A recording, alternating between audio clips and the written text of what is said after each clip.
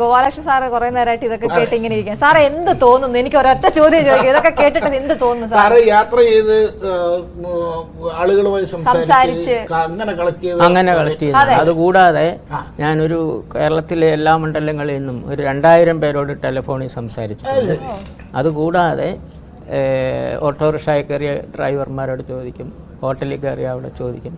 പിന്നെ സ്ഥിരം ഇലക്ഷൻ കാലത്തല്ലാതെ ട്രെയിനിലും ഒക്കെ യാത്ര ചെയ്യുമ്പോൾ അടുത്തിരിക്കുന്ന ആളുകളോടും പിന്നെ കോച്ച് മാറി കയറിയിട്ടേ പലരോടും ചോദിക്കും.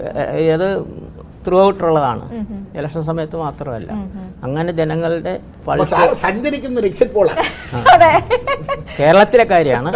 കേരളത്തിന് പുറത്ത് അങ്ങനെ ഞാൻ കന്യാകുമാരിയിലും കാസർഗോഡ് മുതൽ തിരുവനന്തപുരം വരെ സാറ് സ്വാഭാവികമായിട്ടും ആളുകളെ സംസാരിക്കുകയാണ്, ഡാറ്റ ഉണ്ട്.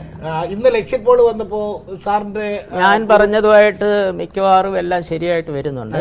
ആകെ വ്യത്യാസമുള്ളത് ആന്ധ്രയില് NDAക്ക് വലിയൊരു മേൽക്കൈയാണ് എക്സിറ്റ് പോള്. ഞാൻ അങ്ങനെ പറയുന്നില്ല. പകുതി കേരളത്തിൽ ഒരു സീറ്റും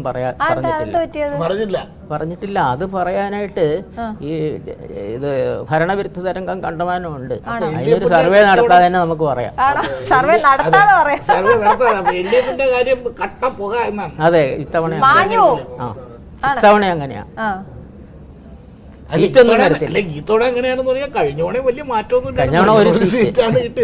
ഒന്നും കൂടെ പോകും. ഈ 2 സീറ്റ് ബിജെപിക്ക് സാർ പറഞ്ഞു. ഞാൻ ഒന്നേ പറഞ്ഞു, 1-2 ഉറപ്പുള്ളത് 1 മുതൽ 2 വരെ. അതെ, ഉറപ്പുള്ളത് തൃശ്ശൂർ സുരേഷ് ഗോപി ഉറപ്പാണ്. അപ്പൊ ഇത്തവണ തൃശ്ശൂർ പുള്ളി എടുക്കും. ഒരു ഇടനെഞ്ചിലാണ്. ഒരു 2000 തൊട്ട് 12000 വരെ ലീഡിന് ജയിക്കും. പിന്നെ ഒരു സീറ്റ് സാർ പിന്നെ തിരുവനന്തപുരം സാധ്യതയുണ്ട്.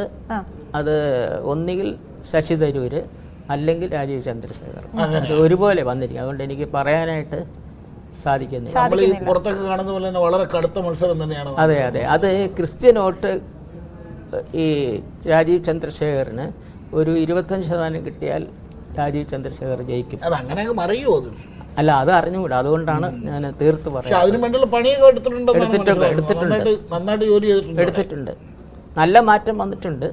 കഴിഞ്ഞ തവണ ശശി തരൂര് ജയിച്ചത് 1,11,000 വോട്ട് കുറവേ ഉള്ളൂ. ഇത്തവണ ശശി തരൂര് ജയിച്ചാലും 10,000 കുറഞ്ഞ ലീഡായിരിക്കും.